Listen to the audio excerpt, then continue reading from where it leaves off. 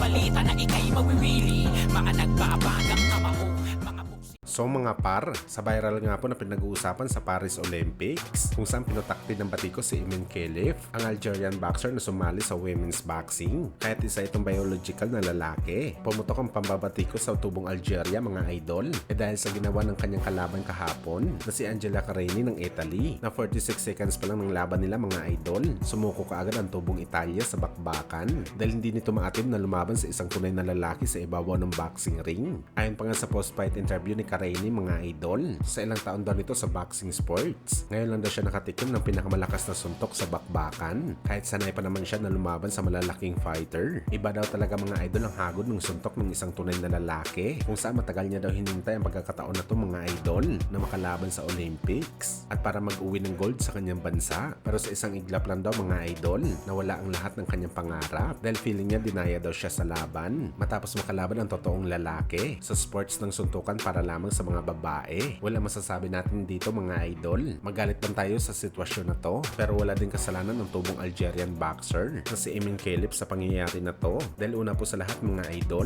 pinayagan po siya na lumaban sa pambabae na sports. Hindi naman mangyayari ang ganitong bagay mga idol kung ang pamunuan ng Olympics ay tinapyas na si Khelif na sumali sa women's boxing. Bagamat ngayon pa man mga idol, nasisiguro natin na mayroong dahilan ang International Olympic Committee bakit pinayagan nila si Khelif na lumaban sa women's boxing. Dalawa lang talagang senaryo dito mga idol. Napaboran lang talaga si Khelif na lumaban sa bakbakan sa mga babae o di kaya pumasok talaga ito sa standards ng IOC kaya pinayagan ito sa bakbakan. Kaya hintayin na lang po natin mga idol ang statement galing mismo sa IOC dahil sila po makakasagot sa issue na to pagdating sa gender sa boxing sports.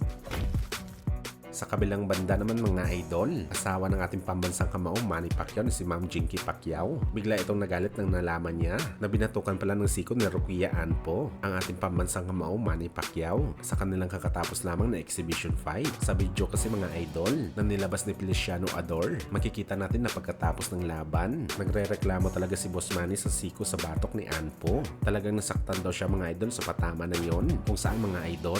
Dito na nga sumagot si Ma'am Jinky na sana pagbayaran sila dahil gumamit sila ng siko sa laban. Nauna na kasi mga idol na sinabi ng Rising Fighting Federation na sakaling gumamit daw si Rukia Anpo ng sipa sa laban, pagmumultahin daw nila ito ng $5 million at ibibigay kay Boss Manny. Hindi naman nabanggit dito mga idol ang siko, pero gayon pa man mga idol, kasama pa rin ang siko sa legal pagdating sa kickboxing. Talagang mahihilo ka talaga mga idol kapag tinamaan ka ng siko ng isang fighter kagaya ng Rukia Anpo dahil isa po ang siko mga idol sa mga arsenal na pinakamaraming nakakuha ng knockout sa combat sports. Kahilera ito mga idol ng head kick at submission sa bakbakan.